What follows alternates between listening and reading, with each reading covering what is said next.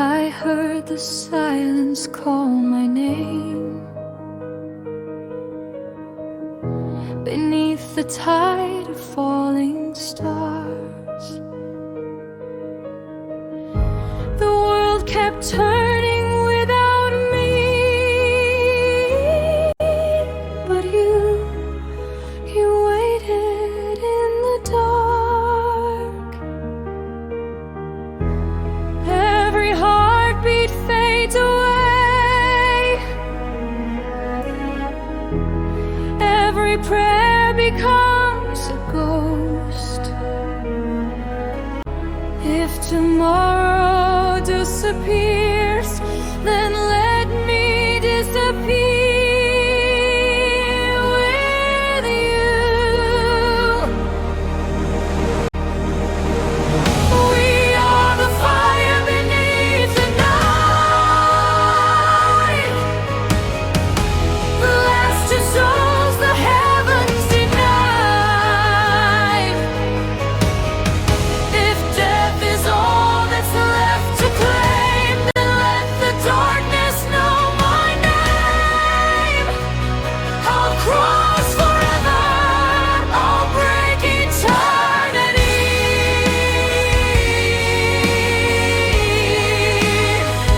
until the end. You belong with me.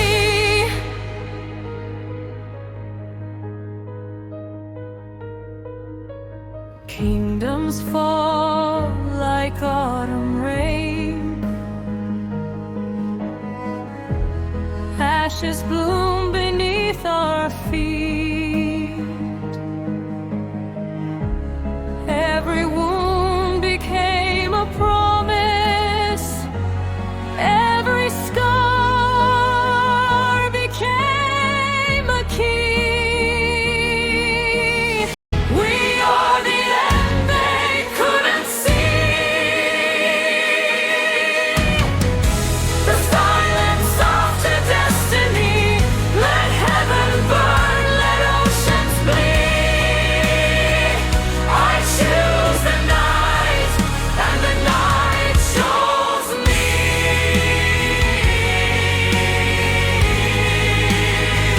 I choose the night, and the night chose me.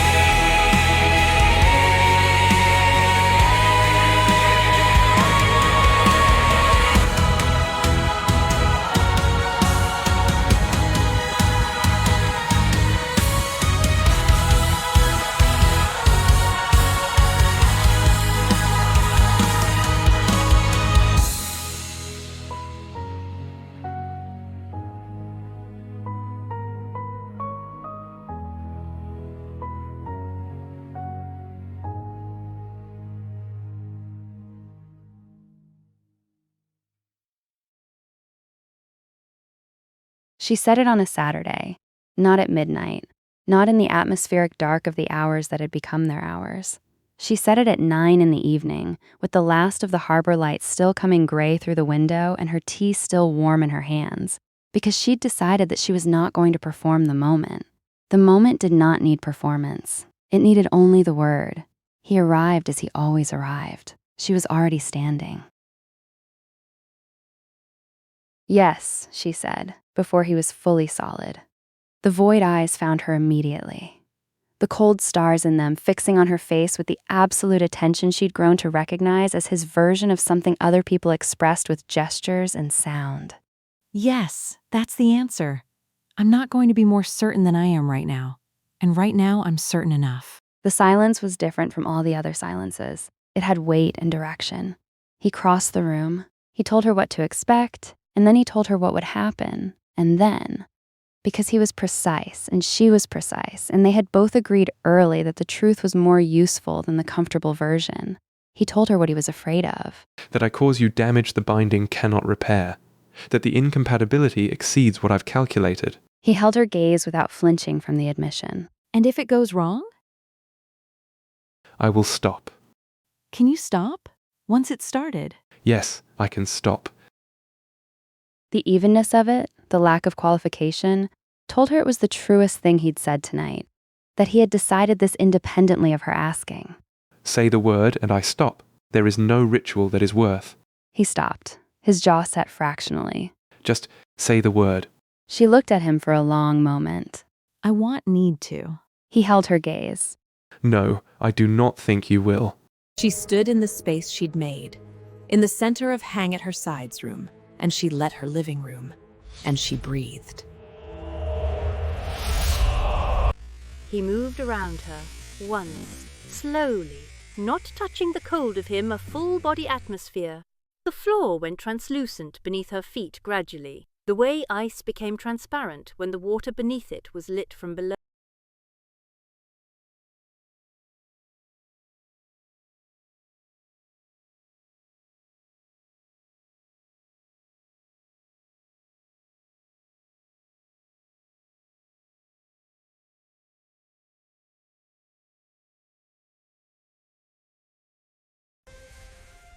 Look at me.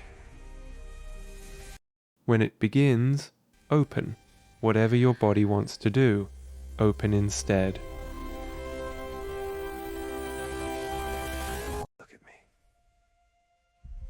She felt her life force do what it had done at every previous contact. Rise toward him. Yes. He kissed her, and the contact was a detonation.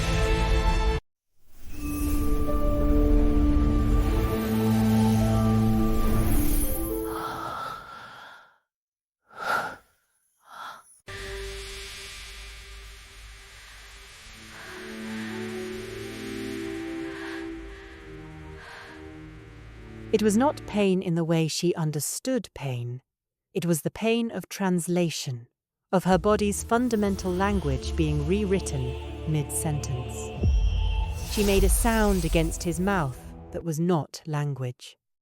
He heard it. She felt him hear it, the attention sharpening, the automatic calibration. Don't stop. Don't. The death energy branched along her spine, vertebra by vertebra, a cold burning sensation that was both simultaneous and sequential, along her clavicle, down her arms to her wrists. His mouth moved to her throat. The contact of his lips against the pulse point there, and the death energy entered at that point, with a focus that was clearly deliberate, that was clearly his, and the sensation was so targeted and so exact that it crossed from the category of overwhelming into the territory beyond it.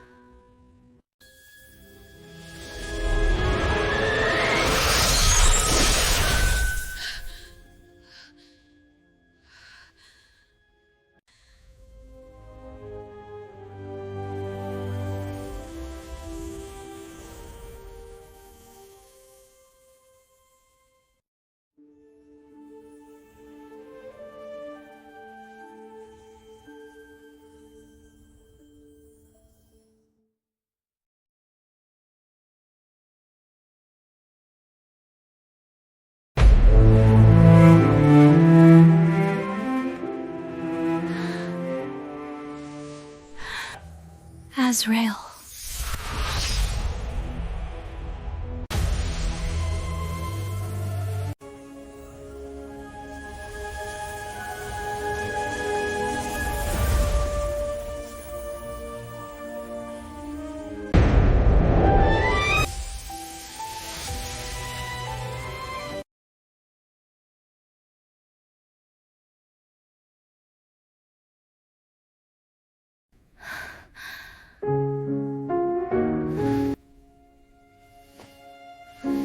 She came back to herself in increments. The floor was the floor again. The apartment was the apartment. She was on her back in her living room. He was beside her. Not behind her. Beside her, both of them, on their backs, in the center of the space she'd cleared, his shoulder against hers. Closer to her warmth, than he was to his own cold. She turned her head and looked at him. He was looking at the ceiling. His chest was rising and falling, breathing he didn't need to do. You're breathing. Yes. Does it feel different? Yes. And the texture of the word told her everything she needed to know. She reached down and found his hand on the floor between them, laced her fingers through his without looking. The hollow core. How much time do we have before it becomes a problem? Days. Perhaps less. She absorbed that. Let it sit. Then we should rest while we have it. Yes. She pressed her free hand to her sternum and felt her heartbeat. Stubborn, steady, changed, and still hers. Alive, and that word, finally, completely certain.